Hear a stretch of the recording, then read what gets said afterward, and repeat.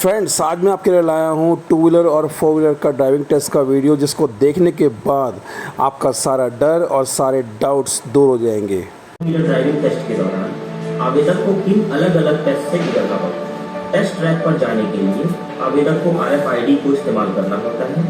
ध्यान देने की बात यह है कि प्रत्येक टेस्ट के पहले RFID के जरिए ही गाड़ी को ट्रैक किया जाता है, जिसके बाद बूम बैरियर खुल जाते हैं और सिग्नल ग्रीन हो जाता है। अब आवेदक को पहले टेस्ट यानी कि रिवर्स एस टेस्ट के लिए जाना होगा। इस टेस्ट में एस आकार के ट्रैक पर गाड़ी को पीछे की दिशा में एक निर्धारित समय सीमा के भीतर ही ड्राइव करना होता है।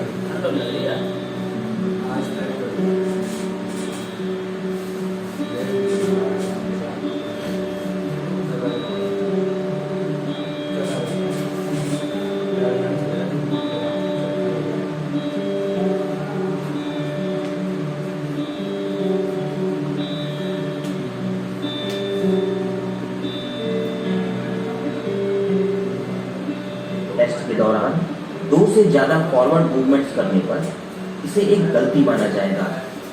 इस टेस्ट को सफलतापूर्वक पास करने पर आपको एक मैसेज बोर्ड में पास का मैसेज दिखाई देगा, जिसके बाद आपको दूसरे यानी कि एक ट्रैक टेस्ट के लिए बूम बैरियर के खुलने और ग्रीन सिग्नल मिलने का वेट करना है। एक ट्रैक टेस्ट में गाड़ी को आगे की दिशा में एक जैसे दिखने वाले ट्रैक पर एक निर्धारित समय सीमा के भीतर ही गाड़ी को ड्राइव करना होता है।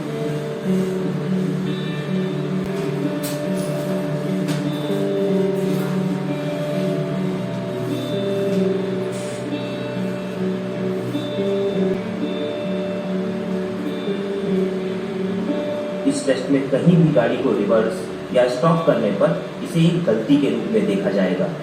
इस टेस्ट को सफलतापूर्वक पास करने पर आपको एक मैसेज बोर्ड में पास का मैसेज दिखाई देगा, जिसके बाद आपको तीसरे यानी कि ओवरटेक टेस्ट के लिए बूम बैरियर के खुलने और ग्रीन सिग्नल मिलने का वेट करना है। एक ट्रैक टेस्ट को पास करने के बाद ओवरटेक टेस्ट के दौरान आवेदक को बोलार्ड अवरोधकों को बिना छुए और बिना रिवर्स किए सही इंडिकेटर देते हुए पार करना होता है।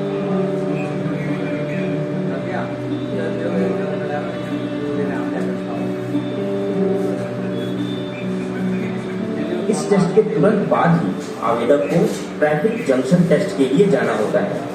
ट्रैफिक जंक्शन टेस्ट के दौरान आवेदक को ट्रैफिक सिग्नल के अनुसार ही गाड़ी को चलाना होता है और रेड सिग्नल की स्थिति में गाड़ी को पीली लाइन के पीछे ही रोकना होता है। ट्रैफिक जंक्शन टेस्ट के बाद आवेदक को ट्रैक पर आगे बढ़ते हुए रिवर्स पैरेलल पार्किंग टेस्ट के लिए जाना होता है।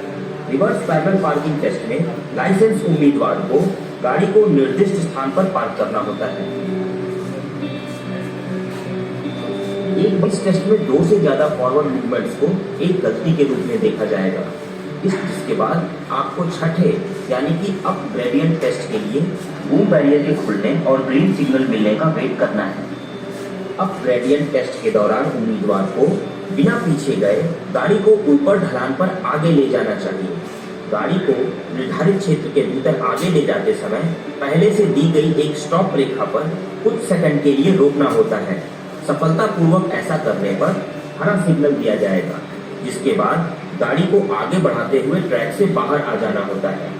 ढलान पर चढ़ने के दौरान यदि गाड़ी पीछे की ओर जाती है तो किसी भी प्रकार से 12 इंच से ज्यादा पीछे गई गाड़ी को टेस्ट में पास नहीं किया जाएगा। इस पूरे टेस्ट के बाद आवेदक को अपना RFID कार्ड ट्रैक के अंत में रखे ड्रॉप बॉक्स में डालकर ट्रैक से बाहर आना होता है। आइए अब बात करते हैं उन 3 फॉर्मेशन या टेस्ट की जो केवल टू व्हीलर आवेदकों के लिए है। फोर व्हीलर की तरह टू व्हीलर टेस्ट के लिए भी टेस्ट ट्रैक पर जाने के लिए आवेदक को RFID का इस्तेमाल करना होता है। इसके बाद सिग्नल ग्रीन हो जाता है और बूम बैरियर खुल जाते हैं। अब आवेदक को पहले टेस्ट यानी कि ड्राइविंग ऑन रैंप टेस्ट के लिए जाना होता है। ड्राइविंग ऑन रैंप टेस्ट के दौरान आवेदक को 1 इंच ऊंची स्ट्रिप पर एक छोर से दूसरे छोर तक बिना रुके और बिना जमीन पर पैर रखे 2 पहिया गाड़ी को चलाना होता है। इस टेस्ट को सफलतापूर्वक पास करने के बाद आपको दूसरे टेस्ट यानी कि सर्पेंटाइन टेस्ट के लिए बने ट्रैक पर जाना होता है। सर्पेंटाइन टेस्ट में उम्मीदवार को एक नियत समय के भीतर गाड़ी को सिर्फ आगे की तरफ ड्राइव करना है। सर्पेंटाइन ट्रैक अनेक मोड़ों वाला घुमावदार ट्रैक है जिसके सकरे रास्ते पर गाड़ी को आगे की तरफ बिना रुके और बिना पैर रखे लेकर जाना चाहिए।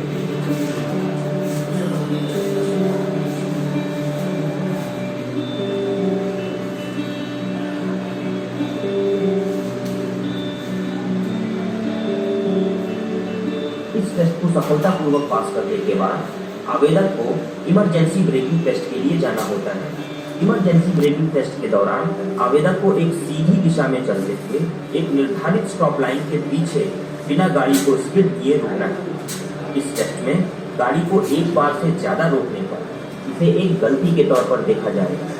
इस पूरे टेस्ट के बाद आवेदक को अपना RFID कार्ड ट्रैक के अंत में रखे ड्रॉप बॉक्स में डालकर ट्रैक से बाहर आना होता है। सभी टेस्ट के दौरान कुछ नियमों का पालन करना आवश्यक है। उम्मीदवार को एक निश्चित समय के भीतर ट्रैक में अपने परीक्षण को पूरा कर लेना चाहिए। किसी भी ट्रैक में निर्धारित समय सीमा से अधिक समय लेने पर उम्मीदवार को पूरे टेस्ट से अयोग्य घोषित कर दिया जाएगा और पूरे टेस्ट में असफल माना जाएगा।